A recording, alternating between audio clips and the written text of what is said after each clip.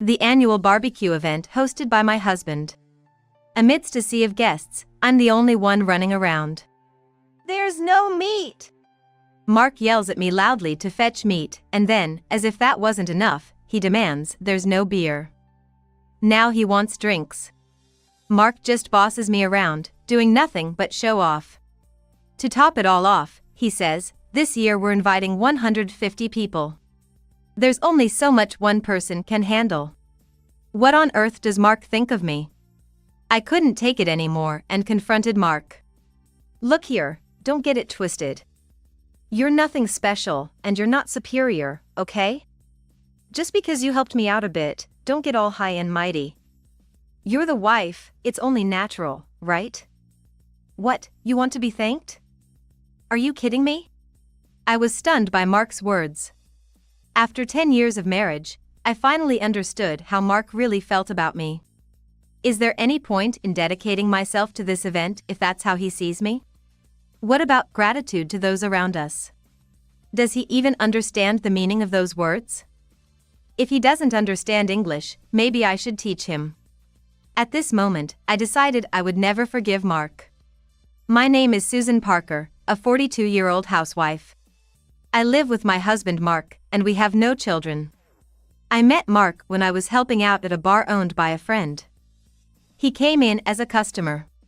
At that time, Mark had just quit his job and started his own business. I remember being struck by his enthusiastic eyes as he talked about his dreams for the future.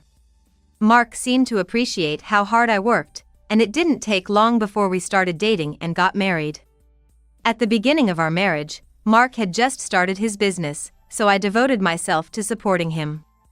A few years into our marriage, Mark's business began to take off. Now, 10 years later, he has grown the company to the point where he employs dozens of people. And with the growth of the company, Mark began hosting a barbecue event every year after the rainy season, inviting employees and friends. What started as a small gathering has grown larger every year, and last year we had more than 30 guests. Our backyard has become too small, so we've had to start renting a larger venue. Mark's company motto is supposedly gratitude towards others. To show this gratitude, we've been hosting this barbecue entirely at our own expense. More precisely, it's been entirely at my own expense and effort. There are other things about this barbecue event that I can't stand. One of them is that despite so many people Mark is indebted to gathering, I have never once been introduced as his wife. Mark, as if it were the most natural thing in the world, warns me, don't you dare speak more than necessary to the guests, and definitely don't introduce yourself as my wife. Without understanding why, I comply with Mark's instructions, but I can't help feeling suspicious. When the barbecue takes place, Mark just drinks, laughs loudly, and schmoozes with the guests, while I do all the behind-the-scenes work without any help from him. There's no meat! Mark calls me over loudly to bring meat, and then there's no beer. Next, he demands drinks. I rush around the event venue saying, I'll bring it right now. Far from appreciating my solo struggle, Mark chides me in front of everyone, you're slow. What are you doing? Sorry everyone, she's not organized.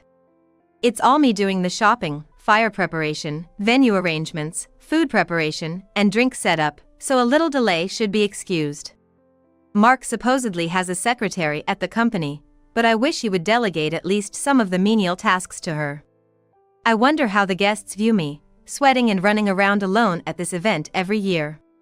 Without being able to greet anyone as his wife, I might as well be mistaken for outsourced staff Mark hired. It's depressing when I think about it. Still, I tried my best to entertain the guests. But Mark, unhappy with my actions, nagged me after the guests left. If one of my employees moved as slowly as you did, they'd have been fired long ago. Always be aware of your surroundings, refill glasses immediately. Don't make the guests uncomfortable. When I say I can only do so much by myself, Mark doesn't listen. How can you not manage that much alone? Then what's your value? You don't work and just stay at home, so at least be of some use to me. Mark, who became more disdainful towards me after we got married. He's dedicated to his work, But he's always been arrogant, a perfectionist, and prideful. At first, I endured his heartless words for the sake of Mark and his company. I've experienced hair loss from stress, cracked nails, and cried alone in my room. But I endured, so Mark could focus fully on his work. Yet every year, my stress peaks at this barbecue event. The scale of the event and Mark's demands were wearing me down both mentally and physically. And now, the time for our annual barbecue event has come around again. Mark, who is usually hardly ever at home, was unusually sitting in the living room. He was sitting on the sofa, arms crossed, muttering to himself. It seems he was thinking about the event's planning. This year marks the 10th anniversary since I started my business, so I want to make the event memorable. That's what Mark started saying. I was hoping that, for once, we could go to a luxury inn or a theme park. That way, I wouldn't have to deal with the exhausting task of entertaining a large number of guests. I wouldn't mind paying for it all myself, that's how painful this event has become for me. After thinking for a while, Mark seemed to have an epiphany and smiled. Yeah, this is good, let's do that, he muttered to himself happily before heading back to his room. What on earth had Mark thought of? A hint of anxiety crossed my mind. The next morning, Mark handed me a few sheets of paper stapled together. They looked like presentation materials. The cover read 10th Anniversary Corporate Event, Tentative. I flipped to the first page, and I was shocked. It read number of participants, 150. 150 people? Could this be a typo? I instinctively asked Mark. Mark, this 150 people thing. My hope of it being a misprint was dashed by Mark's next words. This year we're inviting 150 people. Employees, friends, everyone's families are welcome to the barbecue. Remember the new spacious campsite that opened recently? It seems we can reserve it entirely. I'll leave the booking and arrangements to you, take care of it. Mark said this cheerfully and then left for his office in a good mood. I was in despair. The 10th anniversary event was neither a luxury inn nor a theme park, but a gigantic barbecue for 150 people. This presentation material included details on when to send out invitations, how to confirm attendance, and more. It also listed the required food and equipment. A tremendous amount, considering it was for 150 people. Expecting me to handle everything from office work to pre-event preparations and entertaining on the day itself was just too much. No matter how many times I looked at Mark's unreasonable proposal, I felt nothing but anger. What does Mark think of me? Never being introduced as his wife to the people at the company he owes so much to, is that common?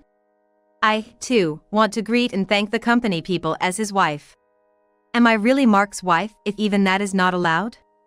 That night, when Mark came home, I finally expressed my feelings.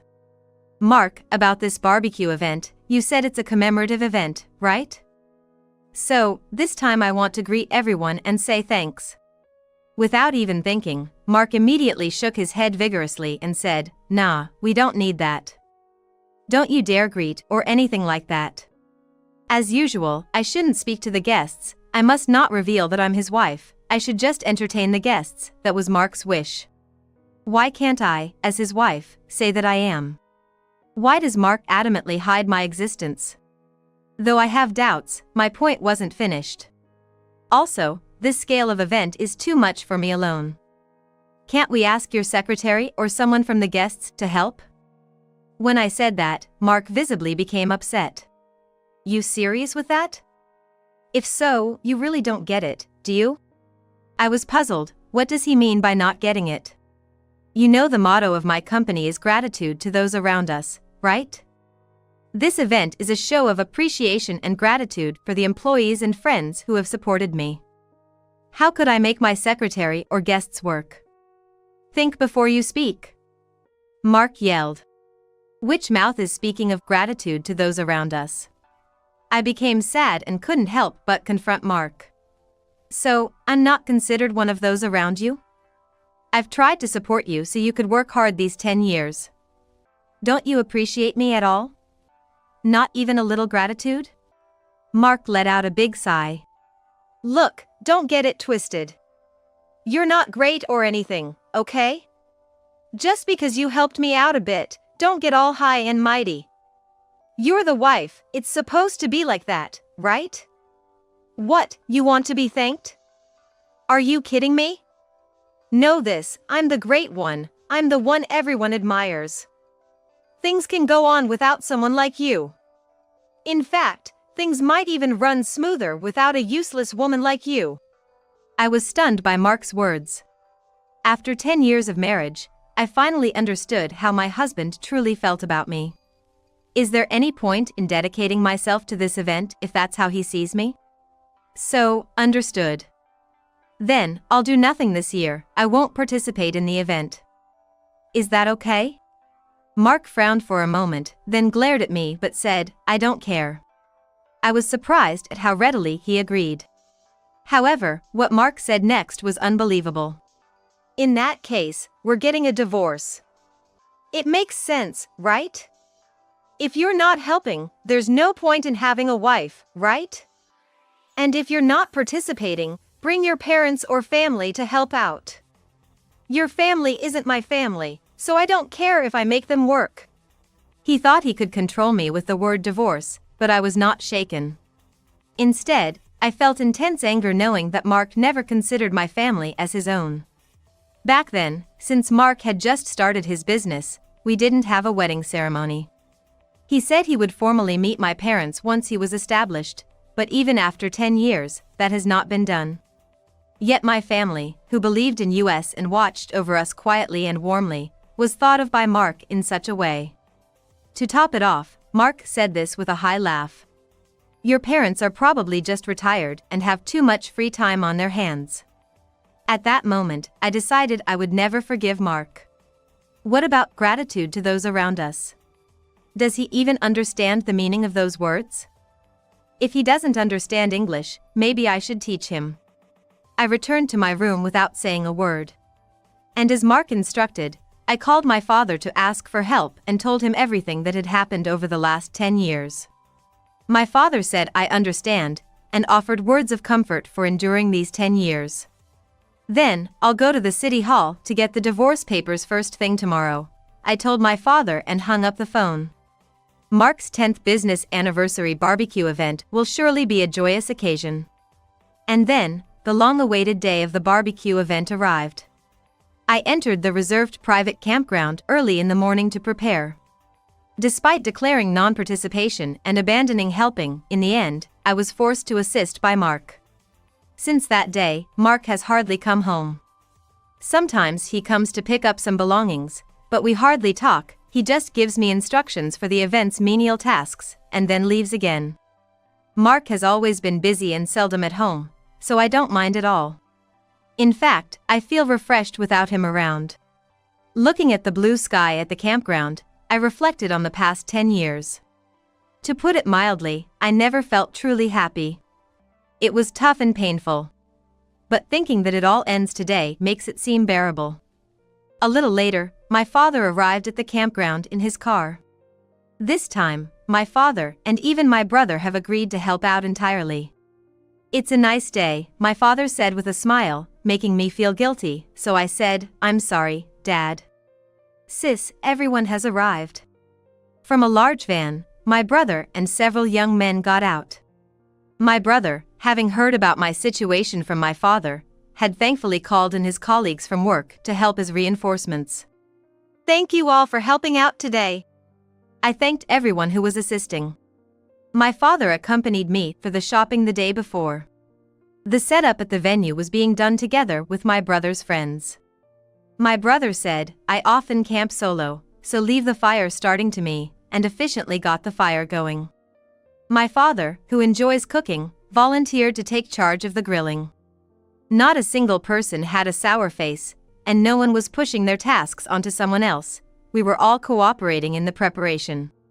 For the first time, I found the preparation for this barbecue event enjoyable.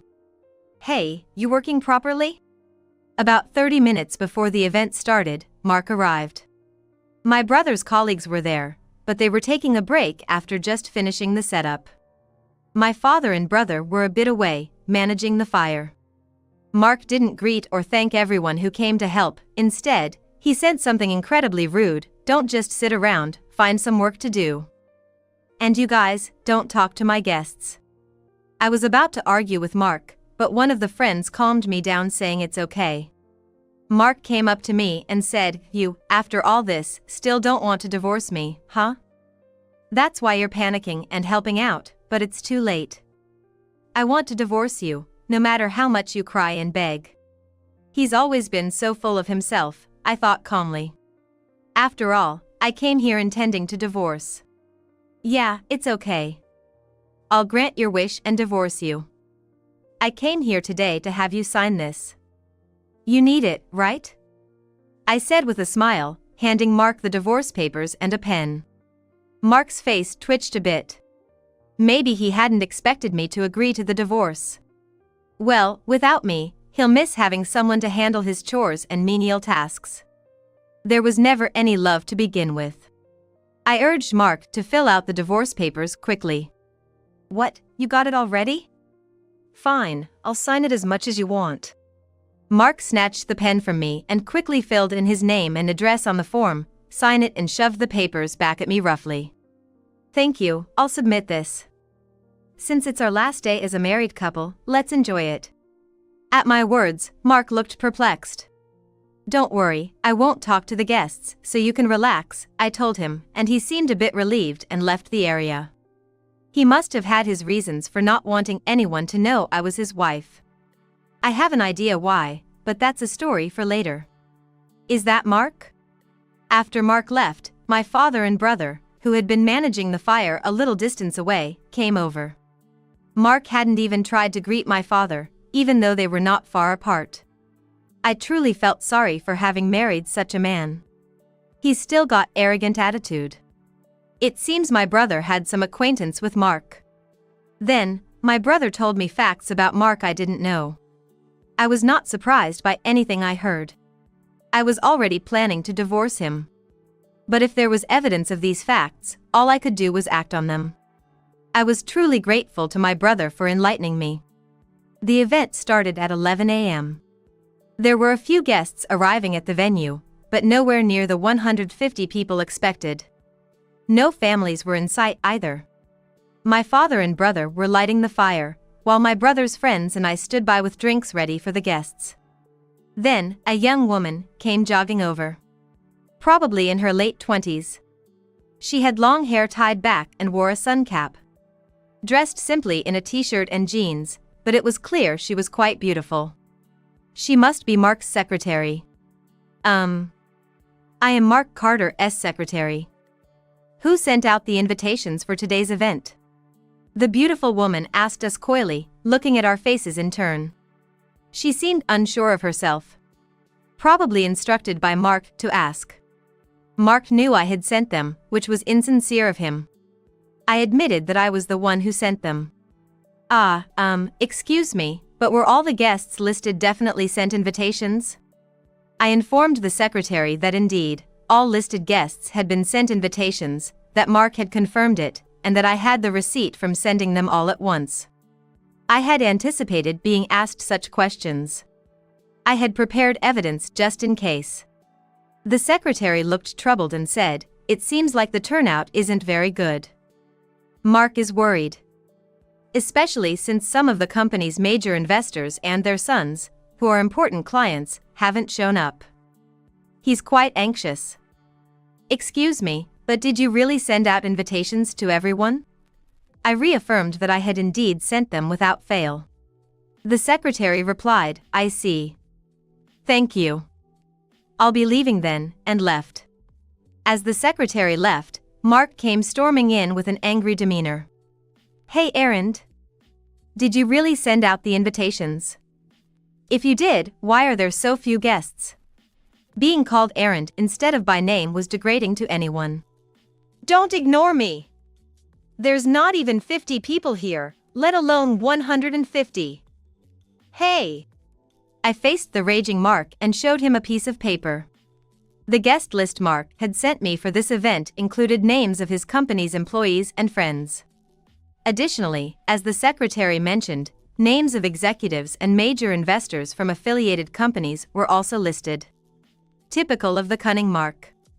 Mark wanted to show off to his business partners and investors that he was adored by those around him. I knew his motive but understood such an event's sleaziness wouldn't attract business partners or investors. Still, I had sent invitations to everyone listed with all my heart.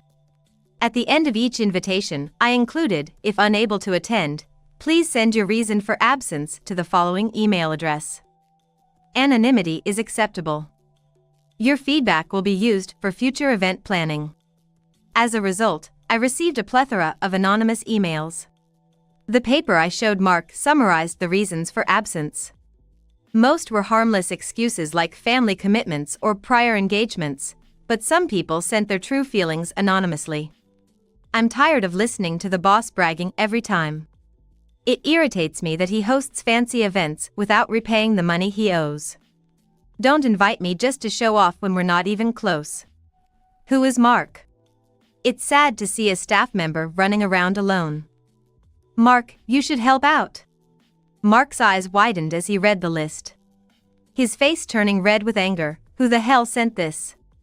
As it's anonymous, I don't know. And no, this isn't fake. Believe it or not, that's up to you, I responded as Mark ranted. I don't care about such people. Truly self-centered. Gratitude to those around us, indeed, is laughable. Then he focused only on the investors. Didn't you get a response from Mr. Parker, the major investor? Of course, he would worry. Without this investor, Mark's company wouldn't survive. Today was supposed to be the biggest chance to show off to the major investor. So, I don't know. If they were such important guests, you should have personally invited them yourself.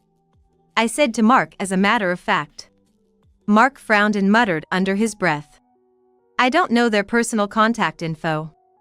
It turns out he had met them but couldn't even remember their faces. Pathetic. You dared to invite them to this event with such a weak connection. Moreover, you don't even know what these important people look like? What if they were here? You'd be totally embarrassed. Mark glared at me. He must have been irritated for hitting the nail on the head. I was no longer afraid since I didn't need to tread lightly around Mark's mood anymore. Also, here's something else anonymous. Showing off that pretty secretary of yours is annoying. Pretty secretary, interesting. As I read it out, Mark snatched the paper from me and threw it into the barbecue fire. The paper turned to ash in an instant. Don't get too cocky, you. We're getting a divorce, so it's none of your business. He must really think that way. If so, he's severely lacking in knowledge, which I guess I need to teach him. It was exactly noon.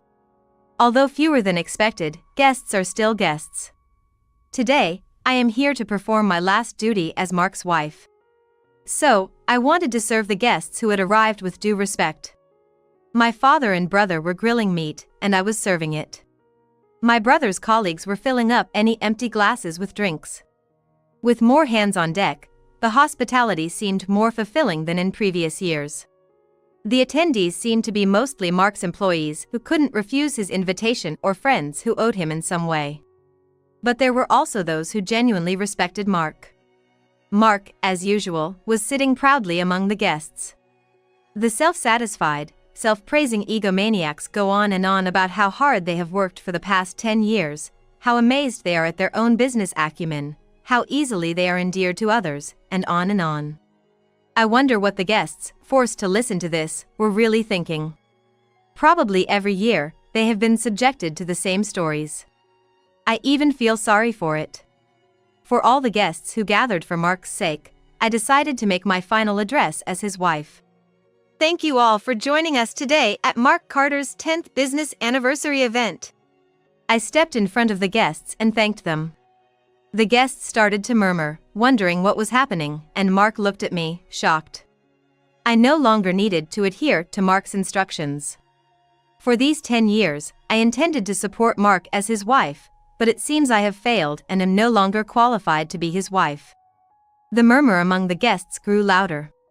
Wait, that woman who ran around at the event every year, was his wife? She was treated so badly, unbelievable.